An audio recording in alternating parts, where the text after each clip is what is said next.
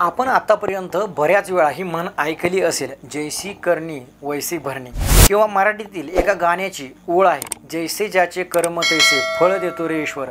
अगदी त्याचप्रमाणे एका मूवीत दाखवण्याचा प्रयत्न केला आहे. तो मूवी पाहिला तर एक दिवस तरी डोकं असं सुन्न होतं. किती सस्पेन्स, किती ड्रामा आणि किती तो भावनिक आत्ताच्या परिस्थितीवर मॅच करतो असा तो सिनेमा इतका भारी बनवलेला आहे. ज्यांनी तो मूवी पाहिला आहे त्यांचं एकच रिॲक्शन आहे, असा मूवी नंतर होणे नाही. ऑस्करसाठी जायला हवा असा हा सिनेमा आहे असंही काही जणांचं मत आहे. एवढा हिट आणि लोकांना विचार करायला लावणाऱ्या चित्रपटाचे आज आपण फॅक्ट्स पाहणार आहोत की हा चित्रपट इतका का गाजतोय. नमस्कार, मी सागर आणि तुम्ही पाहताय तुमचा आवडता चॅनल सागर हिट्स, कारण आपण हिटच गोष्टी करत असतो. मित्रांनो, चित्रपट आहे महाराजा, जो 14 जून 2024 रोजी रिलीज झाला आहे. पण रिलीज झाला साऊथमध्ये. मग ती काय भाषा आपल्याला इथे हवी, साला ये दुख काय खत्म नहीं होता बे, म्हणून मी तो हिंदीत यायची वाट बघितली आणि 12 जुलैला हा मूवी हिंदीत OTTवर आला. सर्व भाषेत तो रिलीज झाला. मग काय, त्याने जो साऊथचा जलवा करायचा होता तो जलवा त्या पिक्चरनं केला. अगदी खतरनाक असा जलवा त्या चित्रपटानं केला. म्हणजे त्या चित्रपटाचं बजेट इतकं कमी होतं तरीसुद्धा त्या पिक्चरने 110 कोटीची कमाई केली. बापरे, डोकं सुन्न करणारा असा हा मूवी आहे. नेमकं या मूवीची स्टोरी कुठून सुरू करू हेच मला खरं समजत नाही, एवढा तो चित्रपट आपल्या दिमागाशी खेळतो. मूवीमध्ये बऱ्याच गोष्टी आणि बऱ्याच स्टोऱ्या आहेत. 13 वर्षापूर्वीचा काळ, 2 आठवड्यापूर्वीचा काळ आणि चालू वर्तमान काळ, यामुळे मूवी आपल्याला पूर्णपणे गुंतवून ठेवतो. विजय सेतुपती जो महाराजाचं कॅरेक्टरचा रोल प्ले करत आहे, तो पोलीस स्टेशनला एक वस्तू हरवल्याची कंप्लेंट करायला जातो आणि तो हरवला आहे. तो काय आहे तर तो काय आहे, कचऱ्याचा डबा. कचऱ्याचा डबा शोधण्यासाठी पोलिसांना महाराजा 7 लाखापर्यंत पैसेसुद्धा द्यायला तयार होतो. मग नेमकं काय आहे या कचऱ्याच्या डब्यात, तर काहीच नाही. पहिल्यांदा बघताना आपल्याला वाटेल की हा जरा कॉमेडी मूवी आहे, पण नाही, तिथंही टर्न आहे. तो कचऱ्याचा डबा शोधण्यासाठी पोलिसांच्या शिव्यासुद्धा खातो, त्यांचं कामसुद्धा करतो, त्यांच्या गाड्या धुतो. असं काय आहे त्या डब्यात, तो सुद्धा आहे सस्पेन्स आहे, सांगतो तो तुम्हाला. कारण त्याच्या मुलीचा जीव त्या कचऱ्याच्या डब्यामुळे वाचलेला असतो. त्यामुळे त्यांच्या भावना त्या कचऱ्याच्या डब्याशी जोडलेल्या गेल्या असतात. त्या डब्याला महाराजा आणि त्याची मुलगी अगदी देवाऱ्यात पुजत असतात. ये सब क्या देखना पड़ रहा है, अच्छा है मैं अंधा हूं. आणि तोच चोरीला जातो. म्हणून हा इतका घोळ. त्या कचऱ्याच्या डब्याखाली पण एक सस्पेन्स आहे. खरं कारण काहीतरी वेगळंच आहे.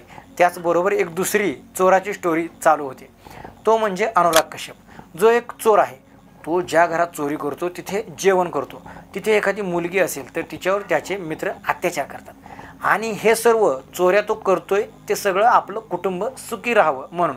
त्यालाही एक मुलगी आहे जिला आयुष्यात काहीच कमी पडू नये यासाठी तो चोऱ्या करत आहे. मग महाराजाचा कचऱ्याचा डबा त्यानं तर चोरला नसेल का, इथं सुद्धा सस्पेन्स आपल्याला बघायला मिळतो. पण कचऱ्याचा डबा चोर का चोरेल, परत सस्पेन्सच आहे. तर तोपर्यंत महाराजा कचऱ्याचा डबा शोधण्यासाठी पोलिसांना 7 लाख रुपये द्यायला तयार होते. असं काय आहे कचऱ्याच्या डब्यात, तर काहीच नाही. मग पोलीस एक डुप्लिकेट कचऱ्याचा डबा तयार करून देऊ आणि 7 लाख रुपये याच्याकडून घेऊ असा प्लॅन करतात. पण तिथंसुद्धा अनेक सस्पेन्स. त्याचवेळी पोलिसाकडे एक मर्डर केस येते. त्याचे आणि महाराजाच्या कचऱ्याच्या डब्याचे धागे डोळे जुळतात. मग परत येतो तो म्हणजे सस्पेन्स. असे इतके सस्पेन्सचे धक्के हा मूवी आपल्याला देतो.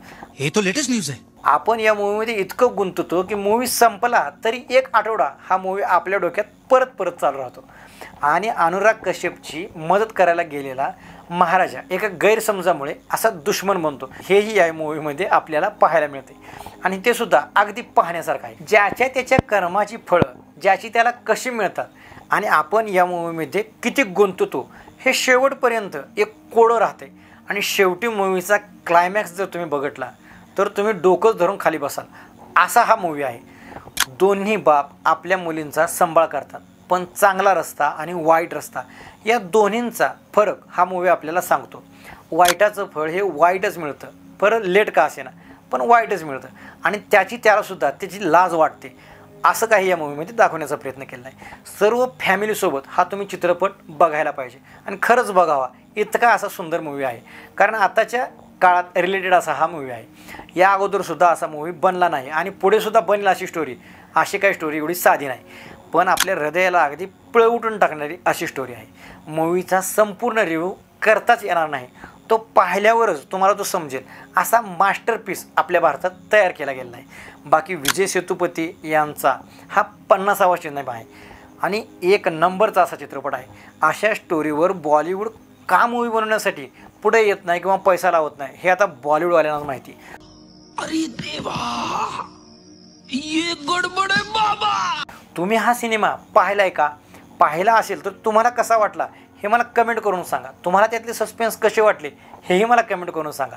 आणि जर तुम्ही तो मूवी पाहिला नसेल तर तुम्ही वाट कशाची बघताय मग? कारण आपल्याला सोशल संदेश देणारे असे मूवी सध्या येत आहेतच कुठं, आणि आलायच तर मग घ्या की बघून. चला तर मग भेटू परत एक नवीन व्हिडिओ घेऊन. तोपर्यंत धन्यवाद. आणि चॅनलवर जर तुम्ही नवीन असाल तर चॅनलला सबस्क्राईब करत जावा. धन्यवाद.